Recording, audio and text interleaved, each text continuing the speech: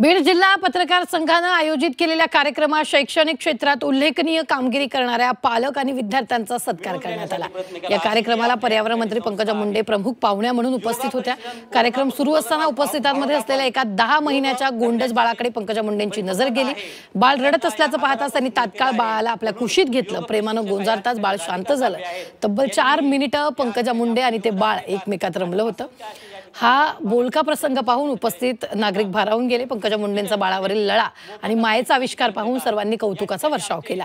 नेत्या म्हणून कठोर निर्णय घेणाऱ्या पंकजा मुंडेंचा हा प्रेमळ आणि भावनिक पैलू उपस्थितांसाठी स्मरणीय ठरलाय। 1000 लोकांना त्याचा मानधनाची त्यांनी मिळवून देण्यासाठी प्रयत्न केला। अशी ही आपल्या या ठिकाणी संस्था आहे।